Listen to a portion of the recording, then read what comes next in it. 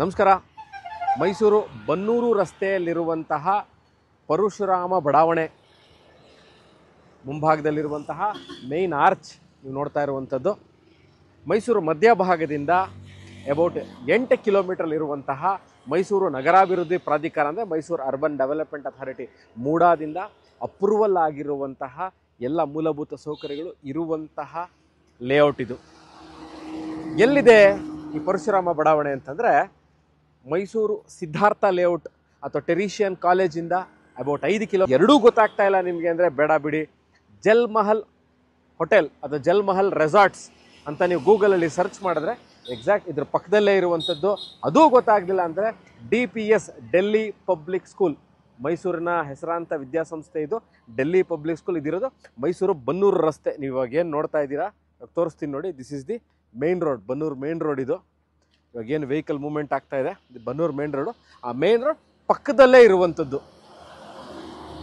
ಮಳವಳ್ಳಿ ಬನ್ನೂರು ಹೋಗುವಂತಹ ರಸ್ತೆಯಲ್ಲಿರುವಂತಹ ನೋಡಿ. ಇವಾಗ ಏನು ನೀವು ಕಾಣಿಸ್ತದೆ, this is the main entrance of this layout.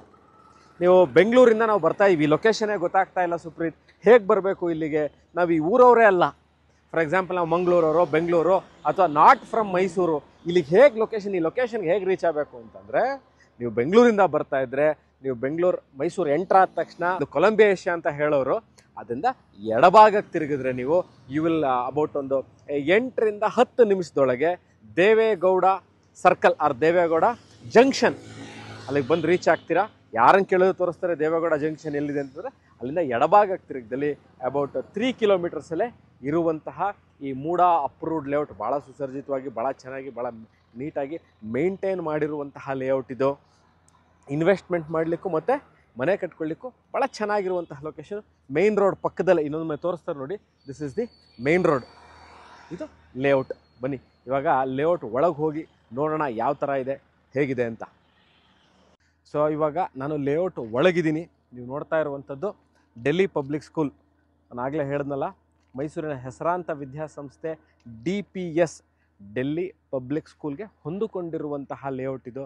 ನೀವು ನೋಡ್ಬೋದು ಡಬಲ್ ರೋಡ್, ಭಾಳ ಚೆನ್ನಾಗಿ ಮೇಂಟೈನ್ ಮಾಡಿದ್ದಾರೆ. ಸಾಲು ಮರಗಳಿರ್ಬೋದು, ಡಾಂಬರೀಕರಣ, ಟಾರ್ ರೋಡು, ಎಲೆಕ್ಟ್ರಿಸಿಟಿ, ಎಲ್ಲ ಸೈಟ್ಗಳು site marking with site numbering ಸಹ ಆಗಿದೆ. ಫಾರ್ ಎಕ್ಸಾಂಪಲ್ ನಿಮ್ದು ಯಾವುದೋ ಸೈಟ್ ನಂಬರ್ 1, 2, 3, 4 ಅಂತ ಯಾವುದೋ ಇದೆ, ನೀವು ಬಂದು ಹುಡುಕಬೇಕು ಅನ್ನೋ ಪ್ರಮೇಯ ಇಲ್ಲ. ಎಲ್ಲದಕ್ಕೂ ಸೈಟ್ಗಳನ್ನ ಕ್ಲೀನಾಗಿ ನಂಬರಿಂಗ್ ಮಾಡಿದ್ದಾರೆ.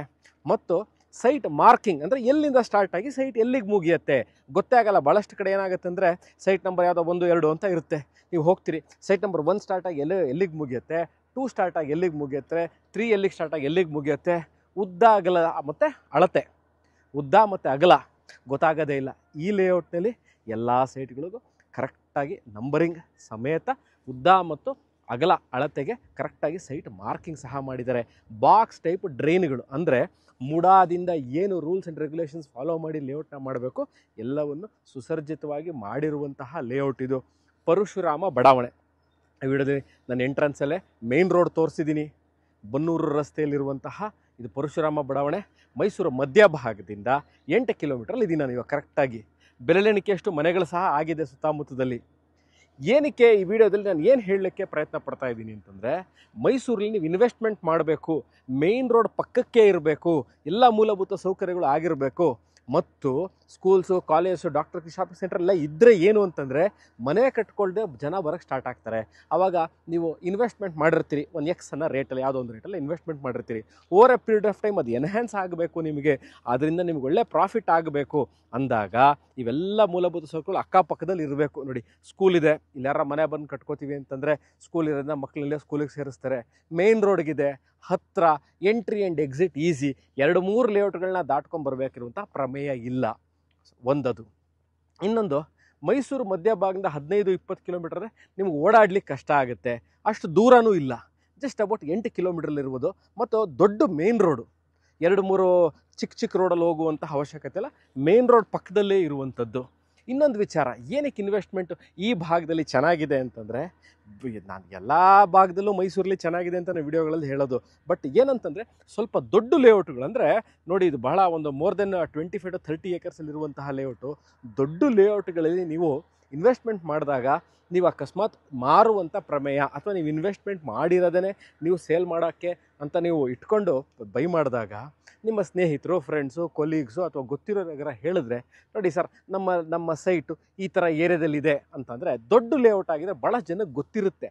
ಸೊ ಸೇಲ್ ಮಾಡುವಂತಹ ಒಂದು ಕಾನ್ಸೆಪ್ಟಲ್ಲಿ ನೀವು ಬೈ ಮಾಡಿದಾಗ ದೊಡ್ಡ ಲೇಔಟ್ಗಳು ಇನ್ವೆಸ್ಟ್ಮೆಂಟ್ ಮಾಡಿ, ದೊಡ್ಡ ಲೇಔಟು ಅಂದರೆ ಬೌಂಡ್ರಿ ದೊಡ್ಡದಿರುವಂತಹ ಲೇಔಟು. ಚಿಕ್ಕ ಲೇಔಟಲ್ಲಿ ಇನ್ವೆಸ್ಟ್ಮೆಂಟ್ ಮಾಡಿದ್ರೆ ಪ್ರಾಬ್ಲಮ್ಮು ಅಂತ ಹೇಳ್ತಿಲ್ಲ. ದೊಡ್ಡ ಲೇಔಟಲ್ಲಿ ಮಾಡಿದಾಗ ಭಾಳಷ್ಟು ಜನ ತೊಗೊಂಡಿರ್ತಾರೆ, ತೊಗೊಂಡು ಮಾಡುವಂಥ ವಹಿವಾಟಾಗಿರುತ್ತೆ. ಸೊ ನಿಮಗೆ ಸೇಲ್ ಮಾಡುವಂತಹ ಒಂದು ಆಸ್ಪೆಕ್ಟ್ ಇದ್ದಾಗ ಈ ಥರ ದೊಡ್ಡ ಲೇಔಟಲ್ಲಿ ಕೊಂಡರೆ ಸೇಲ್ ಮಾಡೋದು ಈಸಿ ಎನ್ನೋ ಒಂದು ಕಾನ್ಸೆಪ್ಟಲ್ಲಿ ನನ್ನ ಇದು ಪರ್ಸ್ನಲ್ ಒಂದು view of selling property, real estate. ಚಿಕ್ಕದ್ರಲ್ಲೂ ನೀವು ತೊಗೊಂಡು ಸೇಲ್ ಮಾಡಲಿಕ್ಕೆ ಪ್ರಾಬ್ಲಮ್ ಆಗುತ್ತಾ? ಖಂಡಿತ ಆಗಲ್ಲ.